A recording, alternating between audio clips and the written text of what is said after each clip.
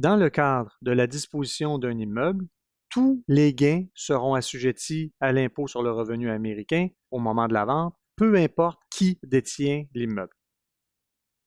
Tant la loi américaine que toutes les conventions fiscales signées par les États-Unis prévoient qu'un immeuble situé aux États-Unis sera assujetti à l'impôt dans la mesure où il y a un gain au moment de la disposition de cet immeuble.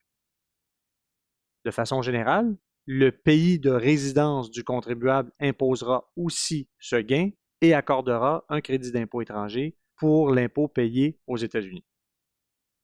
Lorsqu'un non-résident dispose d'un immeuble situé aux États-Unis, une retenue à la source de 10 % du prix de vente s'applique au moment de la transaction. L'acheteur a 20 jours suivant la date de la transaction pour remettre cette retenue à la source de 10 %. Certaines exceptions existent, notamment lorsque l'immeuble est vendu et que l'impôt réel résultant de la vente de cet immeuble est inférieur à la retenue à la source de 10 %. Par exemple, un résident de la France a acheté un immeuble aux États-Unis à un coût de 500 000 $. Il vendra l'immeuble à un prix de 400 000 $ pour une perte de 100 000 $. Au moment de la transaction, il y a une retenue à la source de 10 % du prix de vente.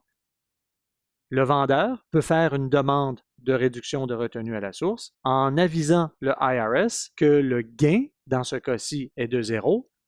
Par conséquent, l'impôt est de 0 et le vendeur demande que la retenue à la source soit réduite à 0. La disposition d'un immeuble entraîne l'obligation de produire une déclaration de revenus américaine. Dans le cadre de la vente d'immeubles aux États-Unis entre personnes liées, il est important de s'assurer que le prix de vente reflète la juste valeur marchande du bien, sinon l'impôt sur les dons pourrait s'appliquer à la transaction. Par exemple, un résident de la Suisse qui possède un immeuble situé aux États-Unis qui a une valeur de 1 million de dollars et le résident de la Suisse vend l'immeuble à ses enfants pour 600 000 $. Le fisc américain considérera que le résident de la Suisse aura fait un don de 400 000 $ à ses enfants et ce don sera assujetti à l'impôt sur les dons aux États-Unis à des taux d'imposition entre 18 et 40 %.